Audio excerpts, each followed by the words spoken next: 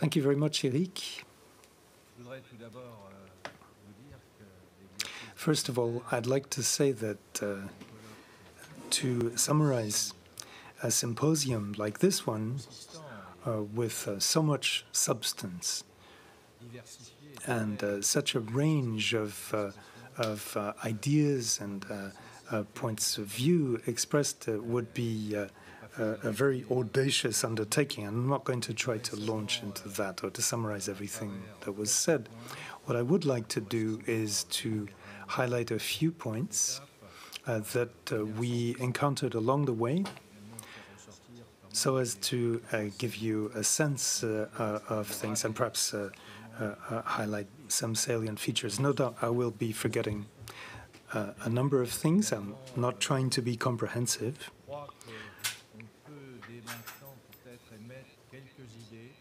But I think that we can already identify some areas, some ideas that deserve to be looked in more detail, not just in the context of the Academy, but more broadly across all the players in the industry and all those who have an interest in it. So, what are some of the key messages that we heard? The key message, no doubt, is about the urgent character of addressing the climate considerations. Valerie Masson Delmotte was very eloquent in this respect, and I won't return to the detail of what she said. She made a fascinating presentation with a number of points. First of all, the fact that the target of, or the threshold rather, of 1.5 degrees of warming is going to be exceeded very quickly. We're not going to meet our target, in a sense, of staying below it. Another thing that experts from the UNFCCC are confirming is that if we fail to do anything that goes beyond the Paris agreements, beyond the commitments made as parts of the Paris Agreement, then the temperature increase at the end of the century will be around 3 degrees, with a host of negative consequences that we are familiar with or can imagine, at least. To avoid this, we are told by the experts that we absolutely must make some drastic decisions to work towards this objective of being carbon neutral, a situation where you're no longer adding CO2 to the atmosphere, and these decisions will need to be taken during the next 10 years. This is a very fundamental statement. Now, I won't go into the figures that we were hearing about. We know broadly what the orders of magnitude are, 2.4% roughly, give or take a little, taking account of non-CO2 emissions. That is the objective situation. We'll have to consider also the non-CO2 emissions, including contrails, which come from airplane traffic, and the experts tell us that there will be a need to delve into that in more detail, but it's also important. In conclusion, on all those aspects, aviation is going to have to implement adaptation strategies. I stress the concept of adaptation strategies because we didn't really talk so much about that as about mitigation strategies, which are important also, but adaptation should not be neglected, adapting to these increasing temperatures, and this has a technical and an operational component. We will have to ensure that we have a structure for international governance that can reverse this slope from an increase to a drop in carbon emissions, and that will be no easy task. When it comes to the energy transition, we heard Jean-Marc Jancovici talking about the connection between the availability of energy sources and the increase in transport, talking about how fossil fuels had been at the source of the phenomenal increase in travel that we saw over the past 100 years or so, and asking whether there are ways to square our current consumption of our use of energy with climate change goals. And he said that clearly the answer is no. We had a panel discussion with younger participants, which was absolutely riveting. In fact, it was one of the key points of this whole symposium, and we heard a lot of views expressed, feelings expressed. There is a clear demand for more information, more transparency, to be able to have access to more knowledge, a better understanding. There's a need to mobilize and to act. But at the same time, air transport is still perceived as reserved for the privileged, the rich, 1% of the population making up the bulk of emissions as a group. This is something that was often repeated, and we'll have to return to that. Then there's the difference between different geographical areas. The usefulness of aviation is different in different regional contexts, and several times we were able to hear Fadi Matou stressing the way that things are perceived quite differently if you are an African or if you are a European. There is no doubt about that, and there's no point denying it. But this should lead us to think further about how you address these very different situations.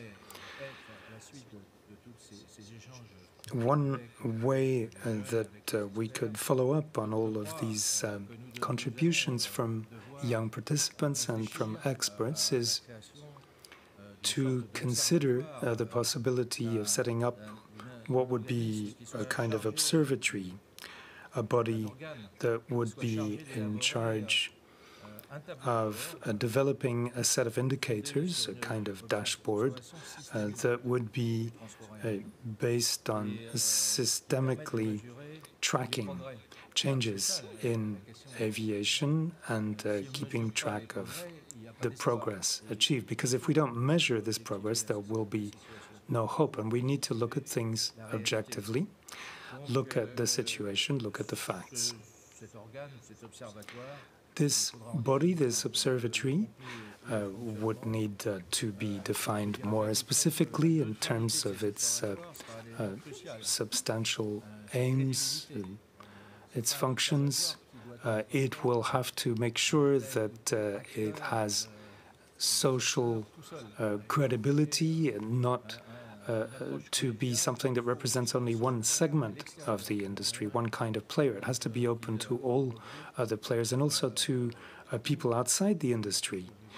In other words, all the different players that I was listing at the beginning of this summary, inside and outside aviation. And I feel that this should be a global observatory. It could be, based in France or Europe or elsewhere. That doesn't really matter very much. What is important is that it doesn't limit itself to looking at the situation within the borders of one particular country or region. So, because of all these concerns, we organized another session to look at what the industry players in aviation could tell us about their point of view. Is any progress being made or to be expected? What should we expect? So we had some very high-ranking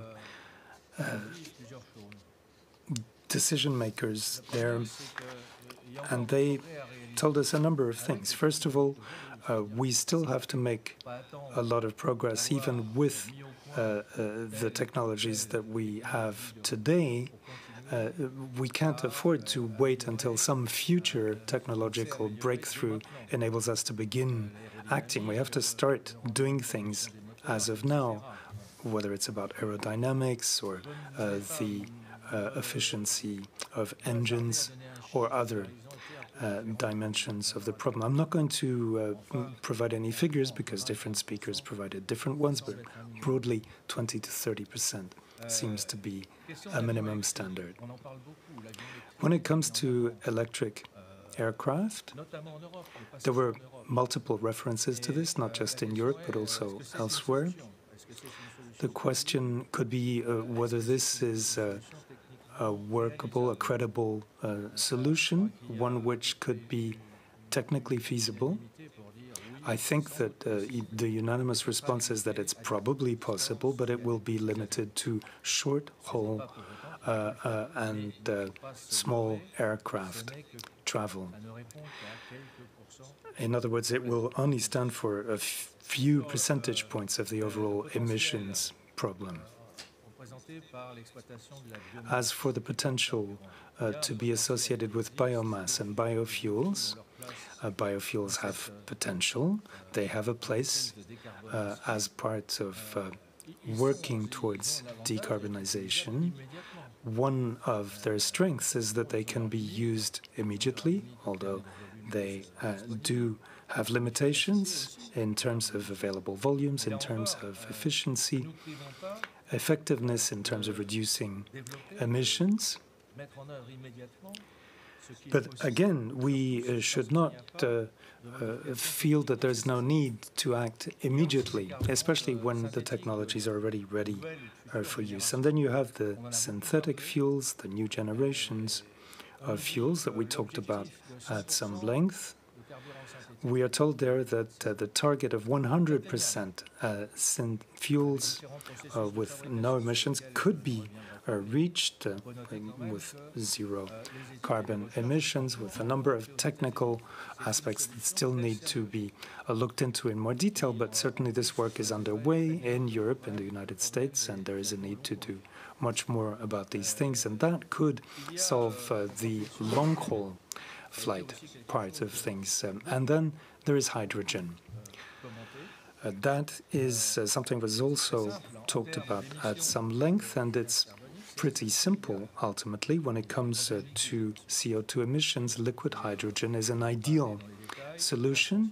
I won't go into the details, high energy density and so forth. Nevertheless, there are problems also. This is a considerable break with existing technologies. Space specialists tell us that there are a host of different precautions that need to be taken with liquid hydrogen. The volume density of hydrogen is very low. There are all kinds of technical challenges to take up. There is a lot of research underway in Europe, but there are mixed views on this. Some tell us that it would certainly be worth looking into these, since it's a solution which looks attractive. Hydrogen and e-fuel production is at different stages depending on the production chains. That's the problem, the production and availability of fuels. Yet you can reckon that there is credibility to these fuels. We'll need substantial amounts of decarbonized primary energy. I was surprised that nobody talked about nuclear. Never. And that's the decarbonized energy source par excellence, but no, that was written on a few slides. Well,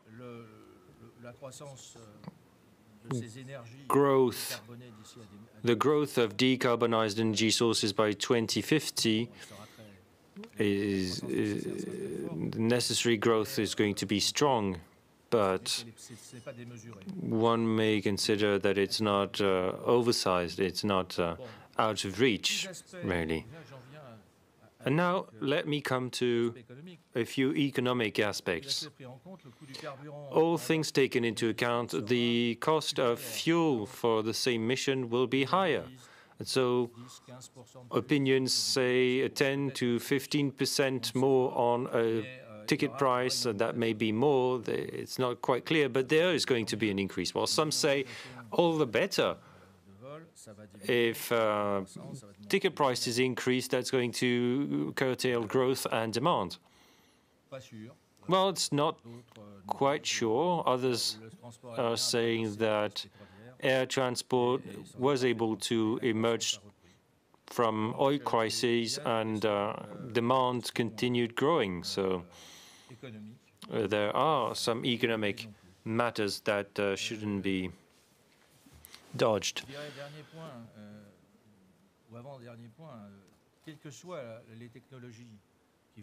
Another point, whatever the technologies that will become well established, strategies should be assessed at the systemic level. You shouldn't just look at aircraft, which is the biggest part, but you should also look at infrastructure and supply of fuel, production of fuel. You should also look at the international scale. We're not just going to fly planes on a given continent or within a single country with some technology and then have to imagine other technology for other places. Planes are made to cover long distances, apart from what I said earlier about electricity. So the coexistence of radically different technologies is a major problem. That is going to raise some economic, technical questions, which eventually is going to be very difficult to imagine. Last but not least, these new technologies will need to be certified. It's worth reminding ourselves that air transport is very much based on a very high level of safety. Any decline in the level of safety of aviation is unimaginable. That would kill off air transport. So you need to imagine all the standards and recommendations that are going to flow from these radical shifts in terms of technology. And here it seems, and I'll address that in a minute, it seems that there is a need to adopt an international initiative in the area of certification and air transport standards. The idea that I might submit, you may ask yourselves about that, given the extent of the difficulties and the emergency. Maybe you should ask yourself or ask the various players in the industry, players in the aviation cluster, to use a trendy word, whether it would make sense to unite their strengths, their resources and expertise in order to accelerate decision-making across the board. Nobody could accept that any part of the system would make the whole thing grind to a halt. So that's something that we'll come back to in future work. This morning we talked about air transport operators, airlines, and international organizations. From what airlines said, I took away two things. First, they're keeping their commitments, but they're also looking at the possibility of taking other commitments that are even more ambitious. And also, as they said, when it comes to aircraft, there are possible gains in operational terms. So they are doing their utmost to implement reductions and fuel savings that result in emissions savings. Secondly, fairly unanimously, And without denying the relevance of studies on hydrogen-powered aircraft, they said that we should remain pragmatic. Alternative fuels, future synfuels, are solutions over which we've got fairly good visibility. That can be done gradually. You could start shifting policy right now, so they should be proactive and therefore prepare for the growth in the use of these sustainable aviation fuels, SAFs. So there is good complementarity between technical solutions. In economic terms and in policy terms, when it comes to emissions regulations, they focused on the importance of preserving the ICAO CORSIA system. This is the only global system that exists right now. I heard some say that aviation is 20 years behind. Well, to that I would answer that aviation is the only economic sector which has adopted a global emissions regulation system for CO2. So yes, it is lagging behind.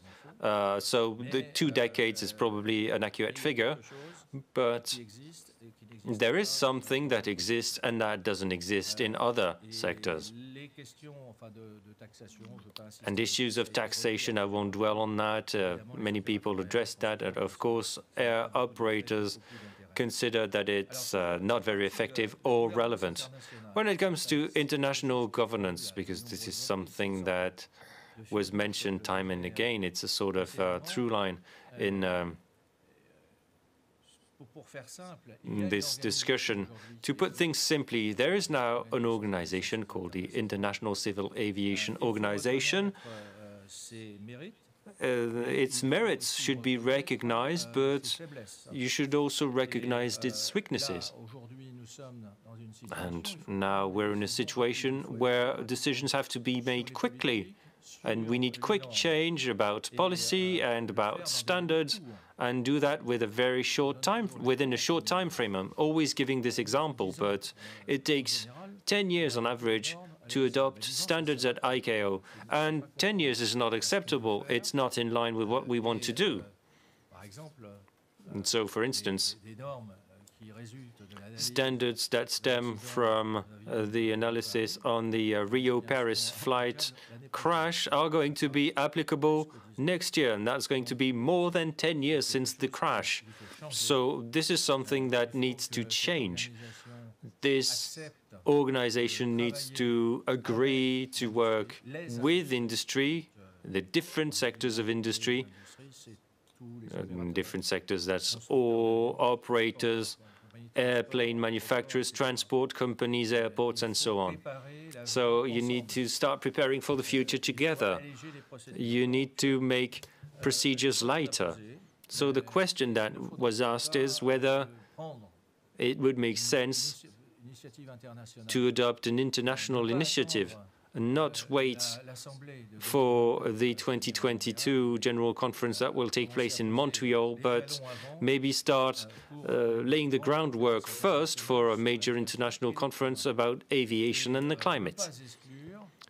And not exclude the introduction of the climate objective in the Chicago Convention. I know by experience that it's very difficult to amend the Chicago Convention, but this is achievable with good international consultation. There are 193 member states of ICAO, so almost every country on the planet. And that's what I would say about ICAO. Regarding what we've just experienced, as Eric summarized it brilliantly, I'm not going to do it again, but to summarize what both economists and sociologists have just said, well, air transport has a rosy future if indeed things continue as they are, because these are the laws of economics. There's a propensity to travel. It's almost natural. Of course, there are matters of inequality that we can perceive between the various parts of society, and there are also matters of pricing and probably of internalization of external costs. That is for sure. However, there is some social utility in air transport.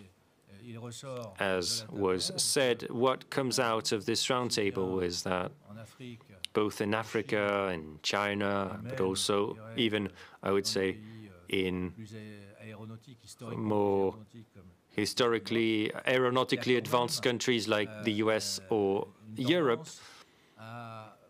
there is a propensity to travel for personal reasons, for tourism. There is probably going to be an impact of the COVID crisis on business travel, everything that is business related, because some habits have been formed, such as what we're doing today, organizing conferences on the web. But when it comes to personal travel, it's a lot more uncertain. And so, obviously, there are regions where there is still going to be some growth. And here we are faced with a situation that I have to mention. And there are two things that highlight the difficulty of the task. There's a first sentence in the preamble of the Chicago Convention that was mentioned by somebody, I think, that considers that future development of international civil aviation can greatly contribute to preserving friendship and mutual understanding between nations of the world. And this is something that is still topical. Somebody talked about closing borders and how much the world would look different from what it is today. And the role of air transport, I'm talking about long-distance transport. We talked about rail for short distances, but for long-distance travel, there is a societal and political, geopolitical role even that is irreplaceable. I'm sorry, but I can't imagine us traveling by boat for the same reason. And the second excerpt that I wanted to read is Article 2.2 of the Paris Agreement. People have talked a lot about the Paris Agreement. Because of the Paris Agreement, we have to do this. But I'll remind you that the Paris Agreement gave countries the possibility to commit on intentions to reduce their emissions. Intentions to reduce emissions. So there are differing ambitions between countries and continents, and this is important. So Article 2.2 says that this agreement will apply pursuant to equity and the principles of common but differentiated responsibilities and the respective abilities based on different national situations. I think that what we heard during the roundtable perfectly highlights that. And what was negotiated in Corsia, and I was there, that was at the heart of the discussion. If some countries want to reduce emissions further and have very high ambitions because they wish so, because it's necessary, everybody is going to agree. There are countries that deem that for us this is too ambitious and they can't do the same thing. And that's not entirely compatible with a system that is non-discriminatory, based on a level playing field. So, if such an international conference that we suggest was to take place, we'll need to tackle this matter head-on. It is because of this reason that it took a long time for course year to be agreed upon for emissions offsets. There is consensus about the need to fight climate change, but we'll probably need to think about how to spread the effort and spread it at every level. Here I've just talked about geographical distribution, but some have mentioned the notion of social fairness, and also between the different sectors of the economy. Some sectors have quicker or bigger emissions reduction potential, and so these distributional aspects is something that we should think about. Another idea that we had, maybe one way or another, we could think about all these distribution aspects. There's a lot of talk about budgets, a carbon budget, why not? But how to distribute, allocate this budget? Is that going to be global or sectoral? Young students try to look into this matter, but it warrants further discussion. And so I think that such thinking should happen maybe with an observatory or a specific body. It's very important for future progress and future international agreements. To wrap up, I would say that what I've just said is not a summary. We will produce a synthesis document, as I said. The Air and Space Academy will produce a formal opinion. We'll try to formulate some recommendations. This is something that we shall do in the next 2 weeks before the end of May, and each registered participant to this symposium could receive these recommendations, and we'll post it on the website anyway. I'll also mention that participants will have the possibility to take part in our satisfaction survey. Some have already done it, and they'll have access to a replay webcast. And so I'll say that our administration said that they intended to use the recording of these debates as training material within government about the issue of aviation and climate. So what we did today is not the end. There will be many, many more follow-up actions. We established a cooperation with many higher education schools. Thank you to them. Thank you to the students who took part in these debates, or who at least listened. And I don't know, we're not going to give numbers, but we had over 1,000 participants connected at some point. We are deeply convinced at the Academy that we need to continue on this track so that young people can benefit from information, so that they can forge their own opinions, because their own future is at stake. So it is necessary, we have a duty to inform them fully and also use their skills and know-how, because what we're talking about is the future decision makers of tomorrow. And I think that we will make suggestions to the various training institutions. That's what I had to say. I'm sorry if my talk was incomplete, but I think it was long enough already, and you'll have an opportunity to re-watch and reread what we did today and yesterday. Thank you so much, everybody, for being so actively involved. I will now close this symposium. Thank you.